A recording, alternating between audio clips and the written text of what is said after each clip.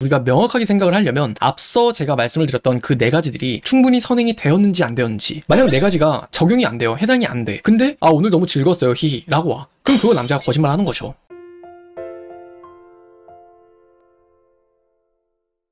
소개팅에 나가서 상대방이 이상형 제 외모와 일치한다고 초반부터 외모와 성격까지 칭찬을 해주며 어필을 해옵니다. 이거 그린라이트 맞죠? 결론부터 말씀을 드리면 그 말을 놓고 그 사람이 정말 나를 마음에 들어 했구나, 이거 애프터 신청 들어오겠다, 그거 저 장담 못한다라고 말씀드리고 싶어요. 지금 슬기님 이야기를 들으면서 제가 좀 답변을 드리고 싶은 거는, 만약 여러분들이 어떤 남자를 처음 만나게 됐어요. 일면식도 없고 그 사람이랑 그냥 카톡 몇 번만 해보다가 만나게 된 사이라고 예를 들어볼게요. 딱 이런 상황에서 그 사람에 대한 배경 지식이라는 거 없이 첫 만남이 이어졌어요. 그러면은 처음에는 무슨 말을 해야 될까 되게 어렵기도 하고 굉장히 조금은 뻘쭘할 거예요. 근데 그래도 꾸역꾸역 우리가 또 만나게 되면 이런저런 이야기를 하잖아요. 그런데 내가 그 사람이 조금 마음에 든다라는 감정을 느끼다 보면 역시나 상대방은 나를 어떻게 생각을 할까? 이게 궁금한 게 당연한 사람의 심리라고 저는 생각을 해요. 근데 제가 오늘 영상을 통해서 여러분한테 첫 만남에 그냥 배경 지식 없는 상태로 그 남자와 내가 처음 만나게 됐을 때 처음 오간 대화만 가지고 이 사람이 나한테 얼만큼의 관심을 가지고 있었는가를 쉽게 판단할 수 있는 것들을 제가 쭉 말씀을 드릴게요. 한 5가지 정도 이야기를 할 수 있을 것 같은데, 이 5가지 정도가 맞아 떨어지면 떨어질수록 애프터 신청률은 거의 한 100%라고 생각을 하시면 돼요. 하지만 하나 내지는 하나도 부합하지 않는다? 아마 그 관계 그대로 끝낼 가능성이 매우 높다고 좀 현실적으로 말씀을 드릴게요. 첫 번째로 말씀을 드리고 싶은 거는, 여러분에 대한 칭찬 이전에 여러분에 대한 태도가 어떠한지를 한번 생각을 해봐야 돼요. 그 사람이 뭐 성격이 내향적인 사람일 수도 있고 외향적인 사람일 수도 있고, 아니면 좀 말이 빠른 사람일 수도 있고 말이 느린 사람일 수도 있고, 본인 이야기를 많이 하는 사람일 수도 있고 질문을 많이 하는 사람일 수도 있어요. 되게 사람마다 다 다르지만 여러분들이 첫 번째로 생각을 해야 될 건 딱 하나예요. 그 남자의 태도가 지금 그래도 내 말을 적극적으로 들으려고 하는가 아닌가, 그것들만 생각해 봤으면 좋겠어요. 구체적으로 말씀을 드리면은 이런 예시가 있어요. 그 남자랑 여러분이 밥을 먹는 데 있어서 여러분이 티슈를 뽑으려고 그래요. 근데 그 티슈가 남자 쪽에 가깝고 여러분에게서 좀 먼 상황이 있을 수 있겠죠? 그럼 여러분의 모션을 봤을 때 그냥 가만히 있는 게 아니라 그래도 여러분이 티슈를 뽑으려고 한다면 그 남자가 대신 그 호의를 베풀어 주는 거. 그러면은 자, 이렇게 질문하실 분들도 분명히 있을 거예요. 유신님 근데 그 정도는 누구나가 하는 어떤 호의나 배려일 수 있는 거 아니에요? 라고 우리가 생각할 수 있단 말이에요. 근데 이 호의나 배려를 베푼다는 것 자체도 내가 이 사람에게 어느 정도 최선을 다하고 있다라는 예의의 표시이기도 하거든요. 그래서 꼭 무조건 휴지나 티슈를 뽑아주는 것 뿐만이 아니라 여러분이 어떤 대화를 하면은 그래도 계속 눈을 좀 잘 마주치면서 듣는지, 아니면 그 사람이 말을 쉽게 잘라 먹지는 않는지, 아니면 계속해서 뭐 핸드폰을 너무 자주 확인하지는 않는지 아닌지, 기본적인 예의에 관련돼서 여러분들에게 대하는 태도를 생각해봤으면 좋겠어요. 그리고 두 번째로는 그 사람이랑 어느 정도 말이 트게 됐어요. 말이 트게 되면은 그 사람이 나한테 어떤 질문들을 이제 조금씩 던질 거예요. 근데 두 번째로 여러분들께 포인트로 말씀을 드릴 건, 그 질문들이 누구나가 할 수 있는 질문이 아니라 조금 더 개인적인 질문인지 아닌지를 한번 생각을 해봤으면 좋겠어요. 구체적으로 이야기를 하면은 영화 좋아하세요? 라는 질문이 아니라 여러분들은 어떤 영화를 좋아하세요? 아니면은 주말에는 시간을 어떻게 보내는 편이에요? 라는 질문도, 여러분들은 주말에 집에 좀 많이 있는 편이에요? 아니면은 뭐 밖에 돌아다니는 편이에요? 만약 집에 있다면 집에선 좀 더 뭘 하는 편이에요? 라는 개인적인 것들에 치우쳐져 있는 질문들이 있어요. 그게 그냥 우리가 일상적으로 생각을 할 때 회사 사람들이랑 이런 걸 묻나 안 묻나? 그 정도만 조금 생각을 해봤으면 좋겠어요. 그럼 여기서 우리가 한 가지를 우리가 정확하게 알 수 있는 건, 그 사람이 그래도 나를 알아가고 싶은 마음 그 정도는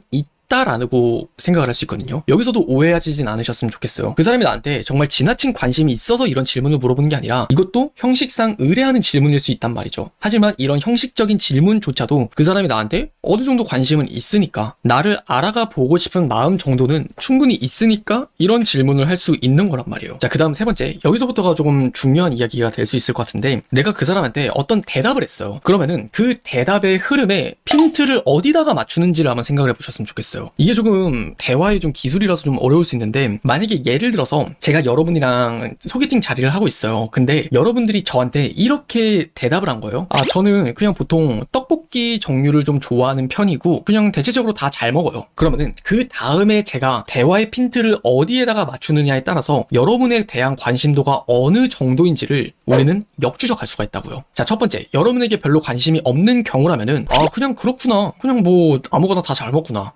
그러면서 대화가 다른 방향으로 급전개가 되기 쉬워요. 그런데 여러분에게 관심이 정말 크다면 어떤 음식을 좋아하는지에 더불어서 여러분들이 그러면 싫어하는 음식은 무엇인지, 아니면은 다음에는 뭐 어떤 음식 또 먹고 싶으세요? 오늘 음식은 좀 그럼 괜찮아요? 이러면서 여러분에게 핀트가 맞춰진단 말이에요. 그래서 내가 그 질문을 들었을 때 이 사람이 나한테 핀트가 맞춰져 있었구나 없었구나를 생각을 해보면 나한테 어느 정도의 마음 크기가 있었는지를 대략적으로 유추를 해볼 수 있다는 거죠. 그러고 나서 이제 네 번째, 다섯 번째가 되잖아요. 그러면은 이 사람 나한테 애프터가 충분히 들어올 수 있겠다, 이 사람 나한테 어느 정도로 마음이 있었구나를 여기서부터는 거의 50% 60% 이상 감잡아 볼 수 있다라고 말씀을 드리고 싶어요. 자, 네 번째는 뭐냐면, 그렇게 우리가 어느 정도 다 데이트를 했어요. 그러면은 그 날에 데이트를 했을 때 당시에 데이트를 하는 마지막의 모습이랑 그리고 데이트를 하는 처음의 모습들, 그것들을 잘 한번 생각을 해보세요. 예를 들어 5시간 동안 데이트를 했어요. 우리가 카페를 갔다가 영화를 보고 같이 밥을 먹었어요. 그리고 헤어지기 전에 그 사람의 마지막에 보였었던 나한테의 모습이랑 그리고 그 사람이 나를 처음 봤을 때의 모습을 한번 비교를 해보라는 거예요. 그랬을 때 똑같으면 안 돼요.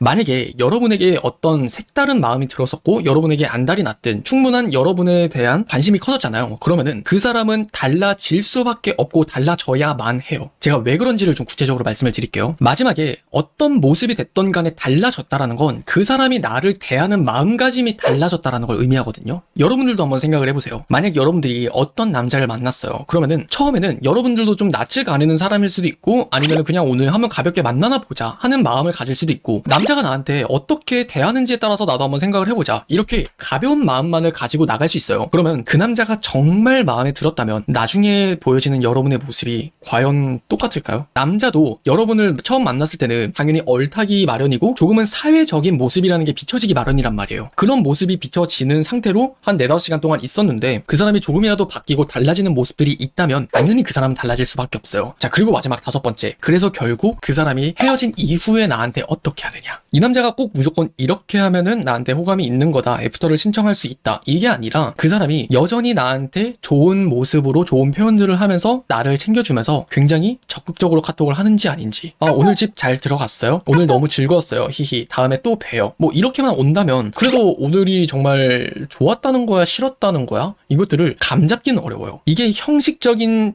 카톡인가 아니면 정말 나를 마음에 들어서 하는 카톡인가를 우리가 명확하게 생각을 하려면 앞서 제가 말씀을 드렸던 그 4가지들이 충분히 선행이 되었는지 안 되었는지, 만약 4가지가 적용이 안 돼요, 해당이 안 돼, 근데 오늘 너무 즐거웠어요 히히 라고 와, 그럼 그거 남자가 거짓말 하는 거죠. 근데 하지만 4가지가 다 선행이 된 다음에 오늘 너무 즐거웠어요 히히가 나온다면 그건 진심이라는 거죠. 그리고 아까 전에 이제 슬기님 같은 경우는 뭐 본인의 이상형이랑 외모가 일치한다라고 이야기를 했는데, 남자가 나에 대한 칭찬을 한다는 것 자체가 나에게 이성적인 매력도를 크게 느꼈다는 거거든요. 이건 정말 나를 정말 마음에 들었다가 아니라 충분한 이성적인 매력이 있는 사람이구나 하는 정도라는 거예요. 근데 이게 왜 구분지어서 생각하는 게 중요하냐면, 여러분들이 어떤 잘생긴 남자를 봤어요. 근데 그 남자가 여러분들한테 사귀자라고 해서 단번에 사귈 사람은 별로 없을 거라고 생각을 하거든요. 이 사람이 잘생긴 거 알겠고 되게 괜찮은 사람인 건 알겠는데 충분한 대화를 해보면서 안전한 사람인지 아닌지부터 이 사람과 연애를 하는 데 있어서 진지한 마음으로 진지한 관계로 발전될 수 있는지 아닌지 그것들을 알아갈 시간이 필요하잖아요. 이런 것과 마찬가지예요. 자, 그러면은 이런 말들을 만약 여러분들이 소개팅 자리에서 듣잖아요. 그러면은 그 남자가 정말 여러분에게 마음이 크다, 여러분들을 적극적으로 알아가 볼 마음이 있다라고 생각을 하신대요. 그 말들을 3가지 정도만 말씀을 드리면, 자, 첫 번째는 여러분들은 정말 좀 약간 차갑게 생겼다,